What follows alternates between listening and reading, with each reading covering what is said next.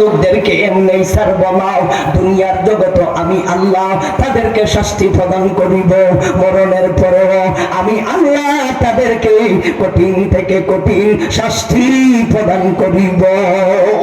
এলো জিকিরের 2 নম্বর ব্যাখ্যা হলো ওয়াজ। জিকিরের 2 নম্বর ব্যাখ্যা ওয়াজ। জিকিরের 3 নম্বর ব্যাখ্যা হলো শরীয়ত। জিকিরের 3 নম্বর ব্যাখ্যা কি? শরীয়ত। শরীয়ত বুঝেননি? শরীয়ত আল্লাহ কিছু বিধান দিয়েছেন হালাল, কিছু বিধান দিয়েছেন হারাম, কিছু আদেশ দিয়েছেন করো, কিছু নিষেধ দিয়েছেন ছাড়ো। এটির নামই হইল শরীয়ত। এটির নাম কি? শরীয়ত। শরীয়ত দুটার নাম ওই শরীয়ত। শরীয়ত বুঝেননি আপনারা? শরীয়তে বিধান, এই জিকির দ্বারা শরীয়ত যদি বোঝানো হয় তাহলে ব্যাখ্যা কি হবে? ওয়ামান আরাদা যিকরি, এবারত কবে ওয়ামান আরাদা আনিশ শরীয়তি। যেই ব্যক্তি আমি আল্লাহর শরীয়ত থেকে মুখ ফেরাবে, যেই ব্যক্তি আমি আল্লাহর শরীয়ত মানবে না, আমি আল্লাহর শরীয়ত মতো জীবন চালাইবে না, ব্যক্তি জীবনও চালায় না, পারিবারিক জীবনও চালায় না, সামাজিক জীবনও চালায় না, রাষ্ট্রীয় জীবনও চালায় না, যারা আমি আল্লাহর শরীয়ত তাওয়াক্কু করে শরীয়ত থেকে তারা দূরে থাকে, ওরা কয় আমরা শরীয়তে বিশ্বাসী নই। সুতরাং যারা নাকি এই সমস্ত কথা বলে শরীয়ত থেকে দূরে থাকে, আল্লাহ তাদেরকে দুনিয়ার জগতে আল্লাহ কঠিন থেকে কঠিন শাস্তি দিব, মরণের পরও আল্লাহ এর চাইতে কঠিন শাস্তি দিব। শরীয়তটারে কি মনে করেছেন আপনারা? শরীয়তটারে দায়িত্ব দিয়েছেন হুজুরদের পালন করার, আর আপনারা কি শরীয়ত পালন করতেন না? আপনারা কি আল্লাহর জমিন ও ট্যাং ব্যবহার করেন না? আল্লাহ আপনারা কি চন্দ্র সূর্য ব্যবহার করেন না? আপনারা কি বাতাস ব্যবহার করেন না? আপনারা কি জমি ব্যবহার করেন না? আপনারা কি চোখ নাক কান হাত পাও ব্যবহার করেন না? হুজুরদের দায়িত্ব দিয়েছেন শরীয়ত পালন করার, আপনারা যা ব্যবহার করেন আমরা তো তাই ব্যবহার করি, আমরা যা নিয়ামত ভোগ করি আপনারা তো তাই নিয়ামত ভোগ করেন, তাইলে আপনাদের দায়িত্ব দিয়া আপনারা সরে যাবেন কেন? আপনাদের সইরা গেলে কি হবে আল্লাহ তা বিবরণ দিয়েছেন 2 নম্বর অংশে। 3 নম্বর অংশে আলোচনা করবো, 2 নম্বর অংশ গেলই, এখনো 1 নম্বর অংশ বাকি রয়েছে। প্রথম অংশটা শেষ করে লই। ওয়ামান আরাদা আন যিকরি, জিকিরের 2 নম্বর ব্যাখ্যা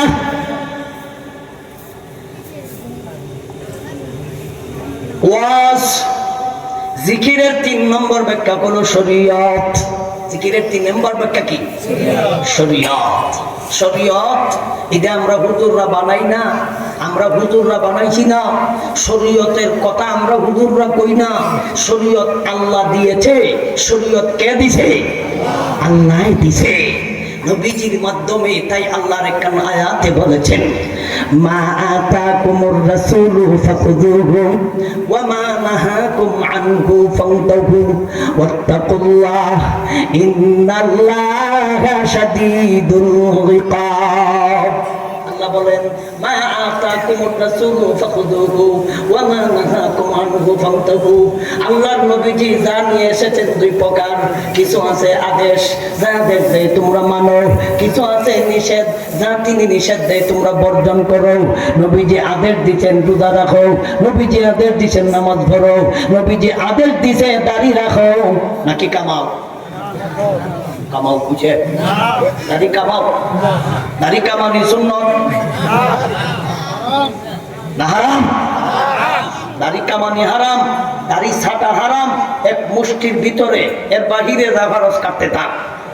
এক মুষ্টি ধরবে, মুষ্টি দইরা বাহিরে আছে, এটি কাটার অনুমতি আছে আব্দুল্লাহ ইবনে আব্বাসের মতে। এখন যদি নবীর কথা ডাইরেক্ট মানো তাহলে আতই দেওয়ান যেত না, 6 কিলোমিটার যায় প্রয়োজনে কামলা রাখবে, এর বড় ধরন যেত না। নবীজি বলেছেন ফুল্লকা وقص الشوارب وخالف اليهود والنصارى والمجوس أقولها দাড়ি লম্বা কর, وقص الشوارب মুসখারা কর, ওয়াখালিফুল ইয়াহুদা ওয়ান নাসারা ওয়াল মাজুসি, ইহুদিদের বিরোধিতা কর, খ্রিস্টানদের বিরোধিতা কর, অগ্নি পূজকদের বিরোধিতা কর। এর ব্যাখ্যা হলো মুশরিকদের বিরোধিতা কর, যারাই শিরিক করে তাদের তুই বিরোধিতা কর। তাইলে নবী কয় দাড়ি রাখ, নবী কয় দাড়ি লম্বা কর। যারা দাড়ি কাটে আল্লাহ এদেরকে এমনি ছাড়বে না। তুমি মনে করো আমার দিকে 40-50 বছর হয়ে গেছে গান, আল্লাহ দিকে ধরে না। হ্যাঁ, তোমারে ধরব আল্লাহ, তোমারে মরার আগের দিন এই পরিমাণ ধরব। আল্লাহ তোমারে ছাড়তো না, এমন ফিটনা খাইবা তোমারে মাই যাই লাইব, আজরাইলে তোমারে এমন ফিটনা দিব। মরার আগের দিন ফিটনা, মরার 2-4 মিনিট আগে খাইবা ইমাই খাইবা 2-4 মিনিট আগে। এটা কিন্তু তুমি টেরই গইতাছ না, একটু পরে বুঝবা 2 নম্বর অংশ গেলই। তাইলে আমরা জিকিরের 3 নম্বর ব্যাখ্যা পাইলাম শরীয়ত। জিকিরের 3 নম্বর ব্যাখ্যা কি? শরীয়ত। শরীয়তে যা আদেশ দিয়েছে মানতে হবে, শরীয়তে যা নিষেধ দেয় ছাড়তে হবে। শরীয়তে নিষেধ দিছে মদ খায়ও না, সুদ খায়ও না, ঘুষ খায়ও না, জিনা ব্যভিচার করো না, পরকিয়া করো না, ও নারীরা ফর্দ লঙ্ঘন করো না। তাইলে শরীয়তে নিষেধ দিছে মদ খাইস না, জুয়া খেলিস না, গান গাইস না, গান শুনিস না। তুমি কিন্তু একজন সংস্কৃতি মন্ত্রী বানায় রেখে দিছ। এখন গানের বিরোধিতা করলেই এখন কয় এটা সংবিধান বিরোধী কথা। তুই এমন কাম সংবিধানও ঢুকাইলে গেলে, আর আবার আমরা তোমরা ধর্ম স্বাধীনভাবে পালন করো। আমরা ধর্মের কথা কইলেই তো গায়কের বিরুদ্ধে জায়গা, ধর্মের কথা শরীয়তের কথা কইলেই তো বাচ্চা যায় বিরুদ্ধে জায়গা। ধর্মের কথা কইলেই তো বাউলদের বিরুদ্ধে জায়গা, বাউলরা তো গান গায় সাথে আবার বেলাও ঠেলায়। ঠেলাইনি, এনার নাম রাখছে বাউল, কিন্তু এরার নামের তর্জমাটা তারা জিন্দিগি করছে না। আজকে আমি উজিরপুরি তাদের তর্জমাটা করে যাই, স্মরণ রাখিস। বাউল শব্দের অর্থ হলো পেশাব করা। বাউল শব্দের অর্থ কি? পেশাব করা। অর্থাৎ নবী সাল্লাল্লাহু আলাইহি ওয়াসাল্লাম আলা সুবাতাতা কওমিন ফাবালা কাইমান। কিতা কই এটা আছে। এই বালা বালা করতে কে আইছে? বাউল থেকে আইছে। করতে কে? ফাবালা কাইমান। আল্লাহর নবী দাঁড়াইয়া প্রস্তাব করলেন আলা সুবাতাতা কওমিন, এই আবর্জনা ডাস্টবিনের সামনে দাঁড়াইয়া নবী প্রস্তাব করছে। দাঁড়াইয়া প্রস্তাব যদি বুঝো নাতে বাংলাতে কই, রাসূল দাঁড়াইয়া মুছছে। এটা কই না? তাইলে বাউল শব্দের অর্থ হইল মুতল, পেশাব করারে কয় বাউল। তাইলে তোর দায়িত্ব হইল পেশাব করা। তোরা খেলা করছে হাদিসের ব্যাখ্যা করতে, এই সুরের করে তুই হাদিসের ব্যাখ্যা করাত গেছস কেন? তুই মুততে, তোর দায়িত্ব মুতা, তোর দায়িত্ব পেশাব করা, তোর দায়িত্ব আগা মুতা। তুই কেন গেলে হাদিসের ব্যাখ্যা করতে? হাদিস তোর বুঝে আসে না, এই কারণে কথা আল্লাহর আগা নাই, আল্লাহর মাথা নাই। আসলে তুই মুততে, তুই কেন গেলে হাদিসের ব্যাখ্যা করতে?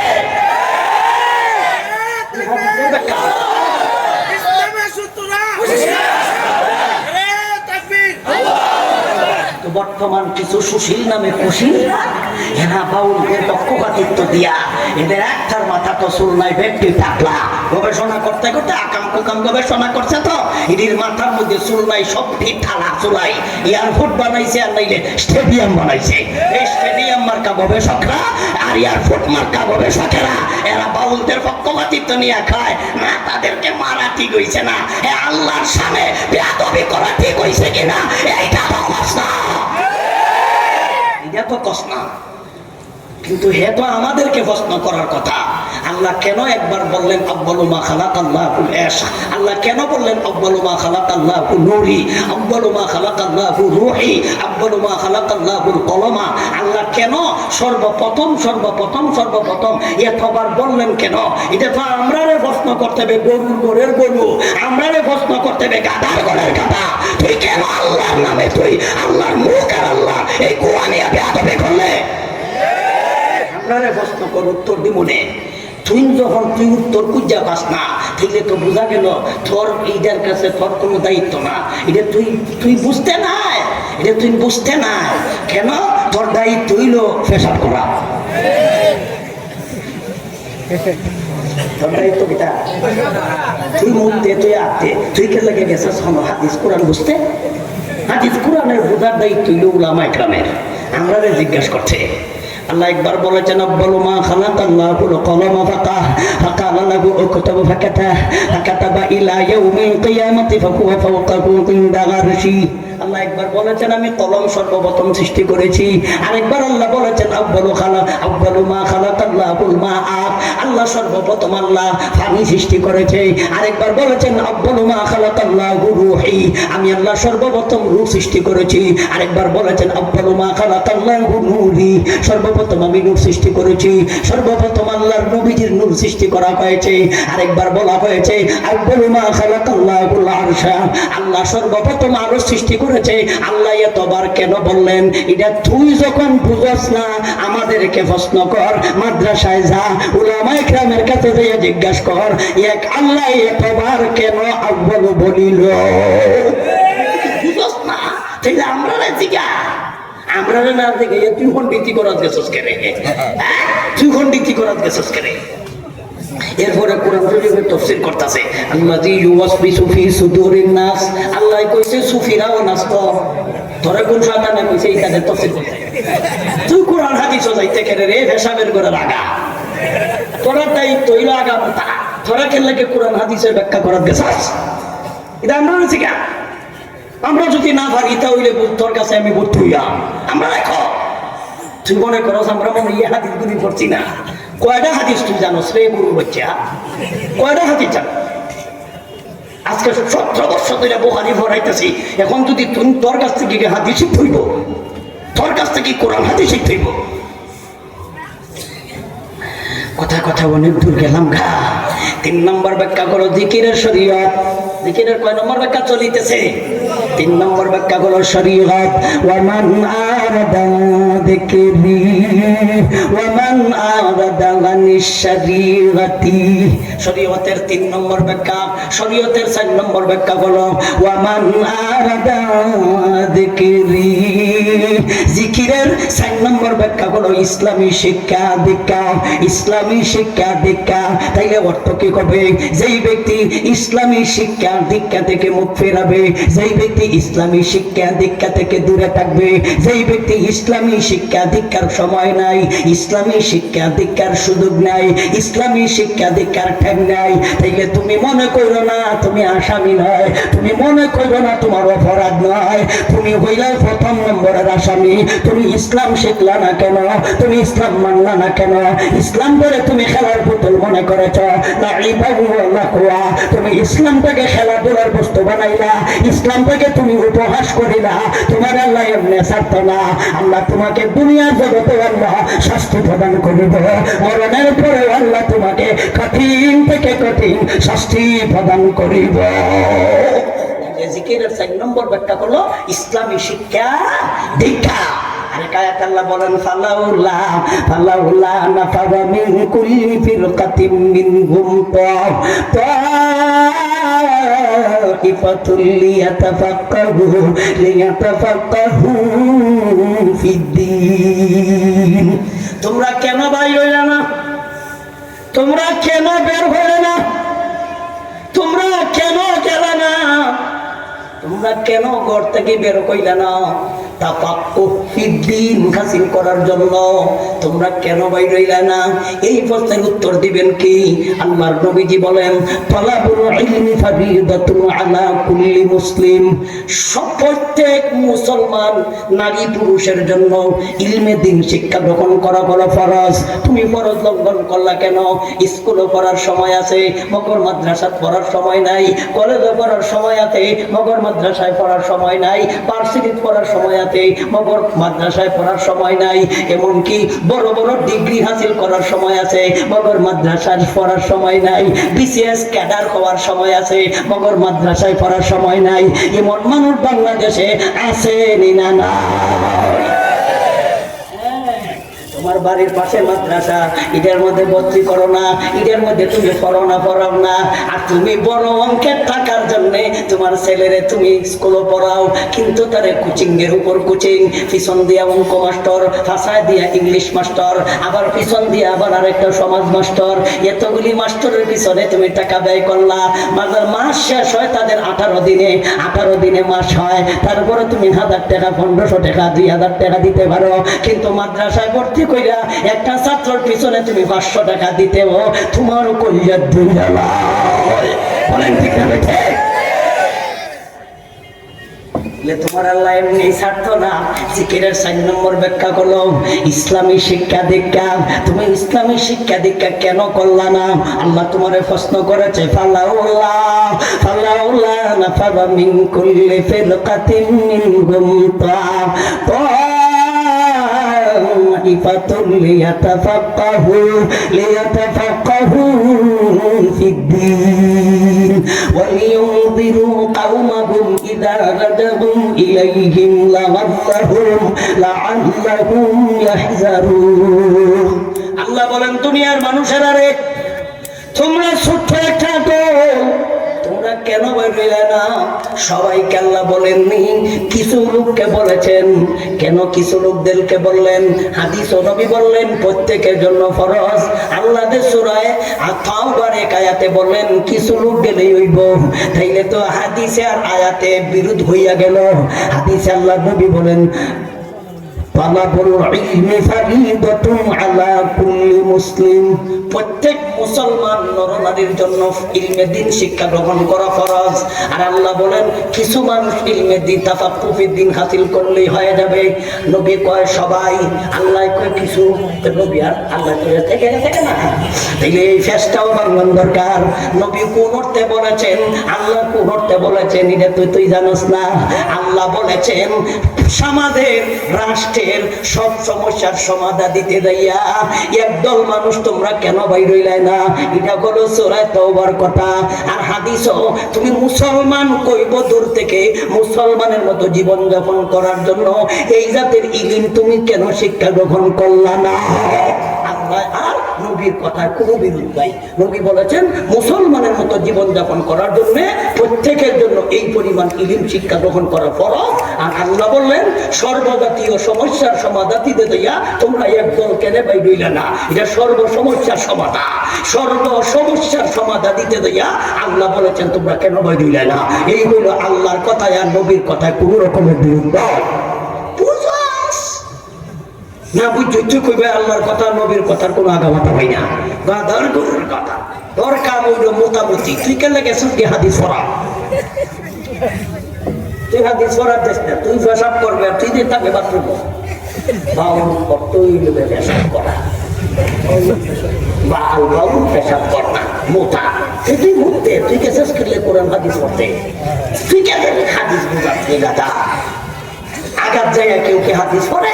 মুতার জায়গা কি কেউ হাদিস পড়ে? তোর কমিটির নাম তুই মতো না পরিবর্তন কর নামটা সোচ কেন? মানে আমরা কইলে কইব যে বন্ধুরা বাড়াবাড়ি করলিতে, তুই বাড়াবাড়ি আগে তুই নাম রাখছস কিটা?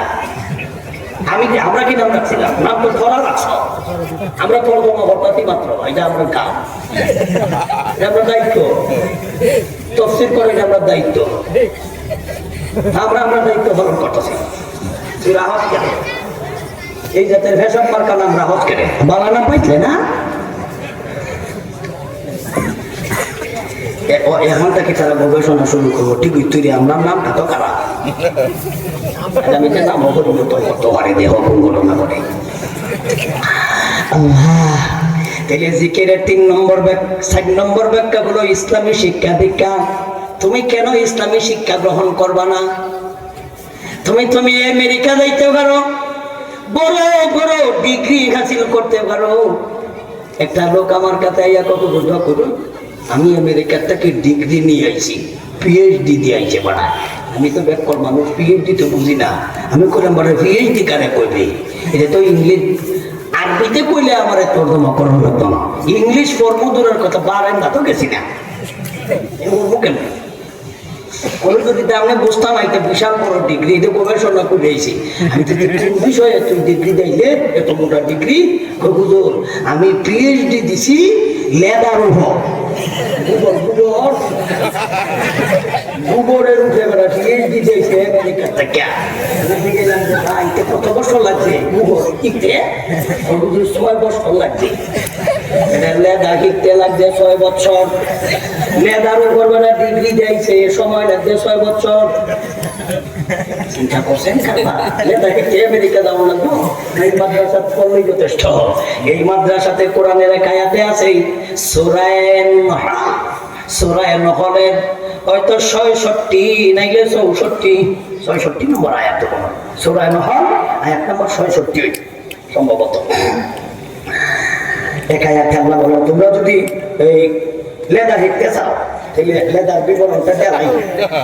লেদাই খেলো লেদা কারে কর এমন লেদা শিখতে দেয় আমেরিকা যাও একদম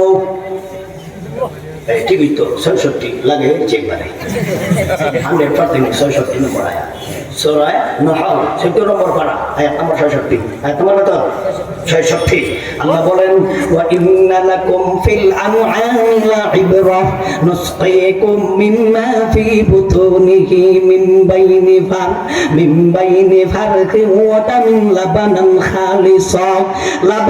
খালিসা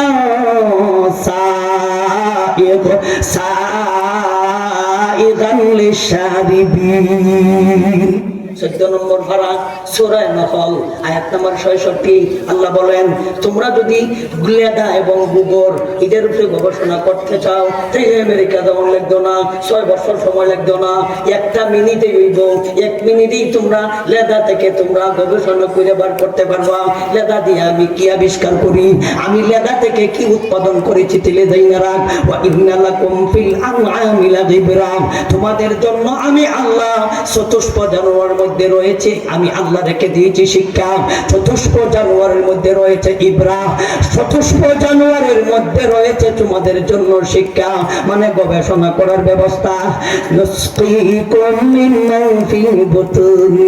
তোমরা কিছু চতুষ্প জানোয়ার আছে, ঈদের ফের থেকে তোমরা কিছু ফান করো, আমি আল্লাহ তোমাদেরকে ফান করাই। নুসকিকুম, আমি তোমাদেরকে ফান করাই মিম্মা ফি বুতুনিহি, জানোয়ারের পেট থেকে কিছু আয়, আমি এইগুলি তোমাদেরকে ফান করাই। মিন বাইনি বার ওয়া মিন লাবানান খালিসান সাইগান লিশারিবিন। আল্লাহ বলেন, আমি লেদা থেকে কি বানাই জানো নি? ফারসিন শব্দের অর্থ হলো লেদা, দাম শব্দের অর্থ হলো রক্ত। আমি রক্ত এবং লেদা দিয়া আমি তোমাদের জন্য খাঁটি দুধ বানাই। খালিসান কামানা হয় খাঁটি, লাবানান কামানা হয় দুধ, লাবানান খালিসা, আমি তোমাদের জন্য খাঁটি দুধ বানাই। এই খাঁটি দুধ আমি আল্লাহ তোমাদেরকে পান করার জন্য আমি বানাই লেদা এবং রক্ত থেকে। ও পৃথিবীর গবেষকেরা, তোমাদেরকে আমরা না হইল তোমরা 1 টন লেদা দিলাম, একটা ফুটা দুধ বানাইয়া বাহের বেড়া হইলে দেখা। আমেরিকার থেকে তুই ডিগ্রি হাসিল করিস, তুই 6 বছর লাগাইয়া লেদা দি 1 ফুটা দুধ বানা বাহের বেড়া হইলি। সব থেকে বড় ডিগ্রি হাসিল করে তো কওমি মাদ্রাসার উলামা ইকরাম, এরা এক একজন বড় বড় অধ্যক্ষ, এরা এক একজন প্রফেসর, এরা এক একজন আপনার বিসিএস ক্যাডার। এরা তো তুই ক্যাডার কস না, তুই লেদা দিয়া বানা 1 ফোঁটা রক্ত দিয়া বানা 1 ফোঁটা দুধ, লেদা দিয়া বানা 1 ফোঁটা দুধ পাচ্ছে না। তো এই আমেরিকা দাম লাগে কেন গবেষণা লাগিয়া এই মাদ্রাসার ভর্তি নিতে হয়। লেদা দিয়া তুই ডিগ্রি হাসিল করার জন্য তুই আমেরিকা যাইবার টাইম আছে, মাগার বাড়ির পাশে মাদ্রাসা, এখানে তুই ভর্তি হওয়ার সময় নাই, কোরআন পড়ার মতো টাইম নাই। ওই কথাটাই আল্লাহ বলেন, ওয়ামান আরাদা যিকরি যেই ব্যক্তি আমি আল্লাহর জিকির থেকে মুখ ফিরাবে, জিকিরের কয়টা ব্যাখ্যা করলাম? 4টা। 1 নম্বর ব্যাখ্যা হলো কোরআন, 2 নম্বর ব্যাখ্যা হলো ওয়াজ, 3 নম্বর ব্যাখ্যা হলো শরীয়ত, 4 নম্বর ব্যাখ্যা হলো ইসলামী শিক্ষা দীক্ষা।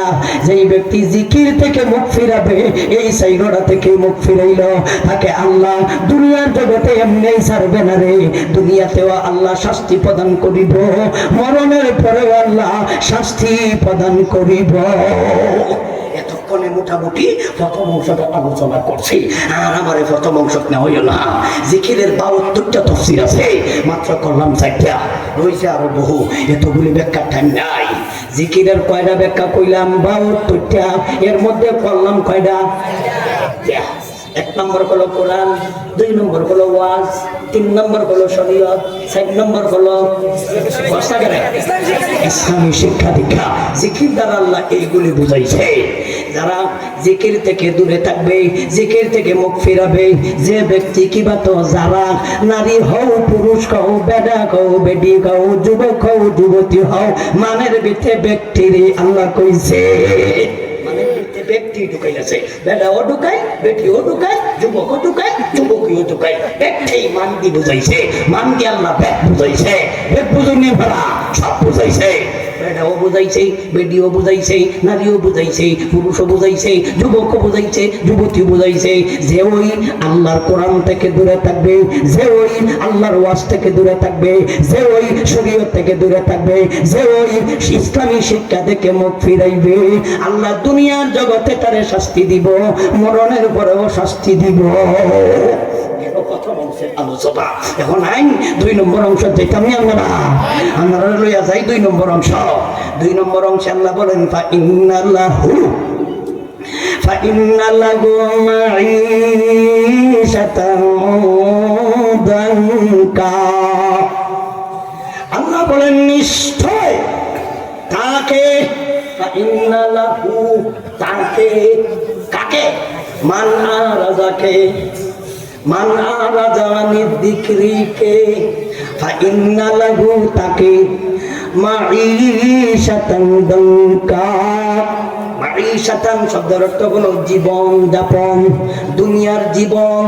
দানকা শব্দের আবিধানিক অর্থ হলো সংকীর্ণ। দানকা শব্দের অর্থ হলো সংকীর্ণ, চিতা, সংকীর্ণ, খাটো, ছোট। তার জীবনটাকে আল্লাহ সংকীর্ণ করে দিবে, তার জীবনটাকে আল্লাহ খাটো করে দিবে, তার জীবনটাকে আল্লাহ একেবারে খাটো করে দিবে, তার জীবনটাকে আল্লাহ একেবারে ছোট করে দিবে। এর ব্যাখ্যা কি?